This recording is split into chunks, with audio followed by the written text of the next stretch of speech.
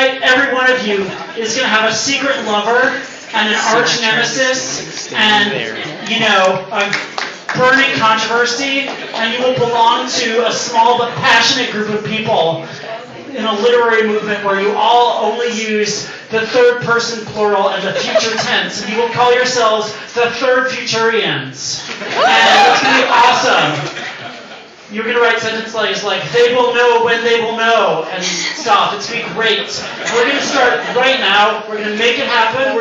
It's a crash course mixed with love bombing and possibly some drugs. And, step one, pick an arch nemesis. Just look around you, pick the person you want to be your arch nemesis, and start licking their face. Just kind of get the taste of them. Just start remembering what they taste like. You're going to need to remember that later because it's going to be important. They're going to want to lick you back. It's hard to both lick each other's faces at the same time, so just take turns. We're going to work it out. And for step two, we're going to bring up an amazing writer who's going to just walk you through it, the amazing Cassie Alexander, who has been having literary feuds since, forever, and is also, the queen of like 10 different literary scenes. Cassie Alexander, actually, she is the author of Night Shifted, which is the first book in a new trilogy of urban fantasy about a nurse dealing with supernatural creatures, like treating vampires and dragons and I think zombies, and it's totally awesome, and you should all buy it. And I don't know if she has copies or not, but it's totally awesome. And she is a real-life nurse as well. And actually, you might remember some years ago when there was that giant evacuation of Fairyland, and they all had to be put in refugee camps. And basically over in the East Bay, they built a giant tent city with barbed wire around it, and basically the entire population of Fairyland had to be housed in 2 miles square, and they were susceptible to all these human diseases like cholera and MRSA. You do not want to know what happens when fairies get MRSA. It's really bad. When fairies get swine flu, some of them actually turn into swine, which is really scary. They also had a bunch of diseases that we have no immunity to here in the human world, like St. Vitus's dance. You do not want to get St. Vitus's dance. Not as happy as it sounds. And, so they were all holed up in these tent cities, and, she was one of the brave nurses who went in and took care of them, and, gave them, and changed their dressings, and gave them sponge baths, and helped them when they were, and, again, giving a sponge bath to a fairy can be very, very, very dangerous. You do want to go there. And a few things happened as a result of that. One, she now has fairy diabetes, which is unthinkable, unlike human diabetes. She cannot eat Turkish delight at all. No Turkish delight. And she has to be injected with pixie dust once a day, pretty much. And she has to check her fairy insulin levels constantly.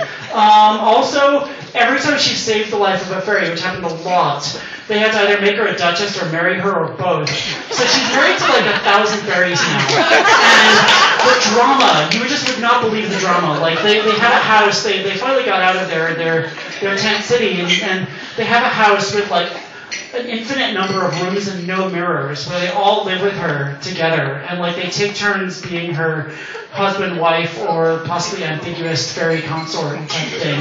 And the drama, the time sharing, your polydrama is nothing. Married to 1,000 fairies at once. It's really, seriously, you just do not even want to go there.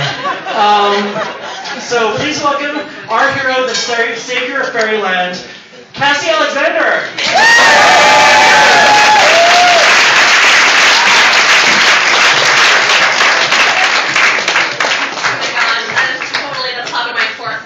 How did you know? Oh, so guys, I don't know if you knew this, but Troy Jane won a fucking Hugo.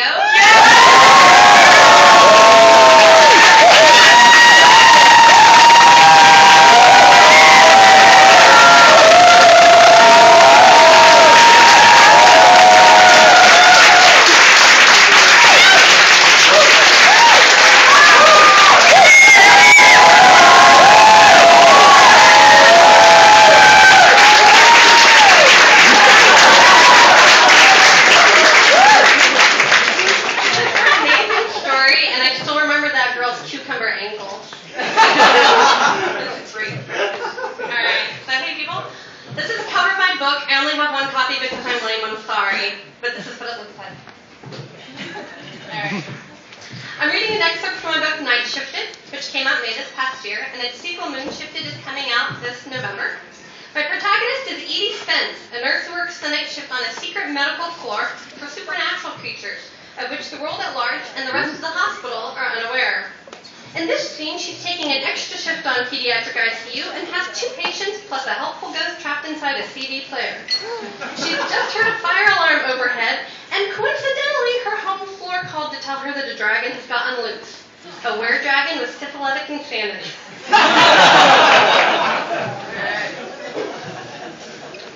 I closed the doors to my rooms per fire safety protocols. Most fire safety alarms are drills, but hospital protocols weren't set up to take care of dragons. Fire-breathing, insane dragons. And syphilis? Really? Like Al Capone? I paced from one room to the other. I looked from Sean to the baby. Both of them were technically virgins, and both of them needed oxygen to survive. There were mobile tanks for times like these, and I went out to the charge nurse's desk to get some. Shouldn't we move them down the hall? It's probably burning popcorn on the med-surg wing, she said coolly. Are you sure? She sat straighter before responding to me. I could tell I was close to getting yelled at. Maybe afterwards one of the Betty Boops on her scrubs would offer me a lollipop. Just stay in there till it's over. I walked back and looked like I was doing patient care for the baby, and closing the curtains to give myself time to think. Where should I go? What should I do? If I panic now over nothing, I'd never get to work and pick you again, or any other floor for that matter. Hospital gossip travels faster than snap drugs down an IV line. And really, where could you go to hide from a dragon anyhow? A fresh string of German startled me. I looked over and saw the small light on the CD player glowing yellow. I walked towards it and noticed that as I did so, the temperature in the room shifted, becoming warmer.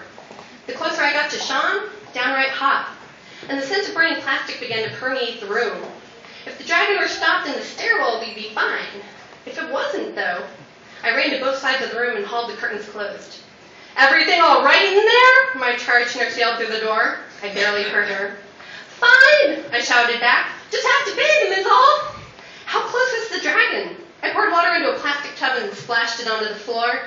It went everywhere, and at the metal seams where the floor met the wall behind Sean's bed, it hissed into steam. Fuck. I leaned over. Sean, wake up! Sean! I shook his shoulder and then realized my mistake and began tapping his cheek. Sean! I hissed, whispering as loud as I could. What? He blinked one eye open. I've got to move you. He closed his eye again. Then move me already. Not like that. Like off the bed. Now both eyes opened. Why? I can't really explain it, but you and I and the baby, we've got to get into the bathroom over there. Confusion crowded his features together. Isn't it a tornado? That was a more plausible reason than any other I had. Yes, it's coming fast. I grabbed the pediatric ambu bag off the wall and assembled it, swallowing hard. Last time I'd done this, but this time would be different. It had to be. I put the bed on max inflate and shoved the side rail down. I can't breathe for you while I move you, I said, while popping the vent off his trach and replacing it with the ambu bag. So I'm going to hyperventilate you now. His eyes were large and frightened. The German rose around us as the temperature did, encouraging me to quicker action. Okay, on the count of 3, here we go. I put the ambu bag down and leaned backwards. Sean wasn't thin for his age, and he couldn't help me move him at all. As a quadriplegic, he was a proverbial sack of potatoes. I hauled him out of bed like a rag doll and lurched into a squat under his new weight. Come on, I said, as much to myself as to him. I staggered back till the curtain ended, and then went quickly towards the bathroom on the baby's side of the room, as far away from his wall as I could get, dragging him in a duck walk, my calves screaming in pain. When we got there, I pulled him through the door and dropped him on the ground, panting. I gave him 2 long puffs of air before hauling him in until his legs were inside and I could close the door. I've got to go get the baby now, okay? I told him. I thought you were kidding, he whispered around his trach. I wish. 2 more puffs from the ambu bag, and then I went outside. The CD player's light was shining a furious red behind the curtain in Sean's corner. I grabbed the baby and turned the oxygen and her monitor off, carrying her quickly into the bathroom, locking and closing the door behind me. I alternated between breathing for Sean and the baby as that got hot. There was a thump from outside the bathroom. I flinched and Sean's eyes went wide, and the handle started to turn. Float nurse, are you in here? The locked handle shook. You'd better be in here. Shh. I heard a scraping outside. I knew there was nothing in a hospital that couldn't be unlocked. I can't explain it right now. Just go away, I shouted, but I heard the jingle of keys. I reached up and held the handle. Look, lady, Ian, Esther, whatever the hell your name is, open up. I strained back, but I couldn't reach Sean's trach and hold on to the door. I let it go and it opened forcefully, thudding into Sean's mobile calf. What are you doing in here? The charge nurse yelled through the crack in the door as she tried to force it wider. I looked up at her. The Betty Boops on her scrubs were shuddering in rage. Pediatric cash anger combined the best elements of maternal wrath and the worst elements of wronged woman. I'm sorry. I knew she couldn't go away. If I were in her shoes, I knew I wouldn't. The heat radiating in from behind her was tremendous, like an oven heating to broil. She leaned down to shove Sean's leg out of the way of the door. What the hell did you do to the thermostat? It's the fire, I sputtered. It's below us. Then why the hell didn't you have me wheel you out of the room? Popcorn, remember? I shouted at her. Not the patients, you. I would have gladly wheeled you out if I'd known you were going to do this. Do you know what kind of incident reports I'll have to write now? She glared at me. That's the least of my concerns, I said, still alternating breaths for Sean and the baby, taking the Andrew bag and squeezing it over the baby's face and attaching it to Sean's trach in turns. She was sweating, I was sweating, Sean was sweating. It was time to go for broke. Look, there's a fucking pissed-off dragon coming up the stairs. We need to hide until help gets here. You need to hide until security gets here, that's for damn sure, she muttered. She took a step back, and I knew she was going for the phone to call me in. Then the room was filled with an unholy roar, like 100 cars crashing into one another at high speed, so loud it hurt.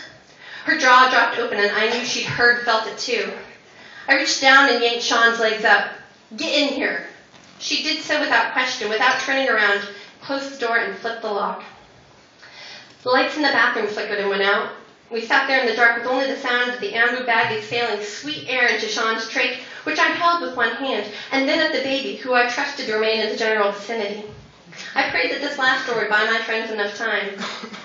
What is that? The charge hissed. I told you. How could I expect her to believe me? I'd never even seen a were in person before, but because Gina was always the were vet RN. Not that. I felt her hand at my chest and looked down. My employee badge was glowing faintly, a warm gold. It's my pen light, I lied. I could see the fear on her face from its dull glow. Sean's eyes were still wide, and the baby, not smart enough to be scared, reached out for my hand as I held the ambu bag above her face. I couldn't let them down. I couldn't lose anyone else. I couldn't be that person again. Here. I grabbed the charge nurse's hand and put the ambu bag into it. Why? Where are you?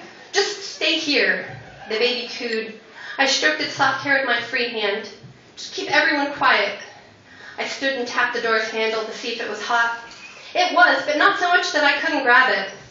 I beat on the door to get the dragon's attention. I'm coming out. I'd only been on Y4 for a month, and 1 week of that had been watching lame training videos, some of which had involved puppets. And not good Jim Henson puppets, but hand-up-the-ass puppets, especially the videos about were creatures. I was completely unprepared for this, but goddammit, there had to be something I could do. My name is Edie Spence. I'm a non-combatant. You can't hurt me. I'm coming out. That much I remembered from training. I stepped swiftly out and closed the door behind me. I heard the charge nurse quickly relock the door. I only had a second to take the room in. The dragon slagged a hole into the room from the stairwell outside. It was still clawing its way through, using Sean's bed frame for traction. The fire alarm light above made everything strobe red like a haunted house. And then it saw me.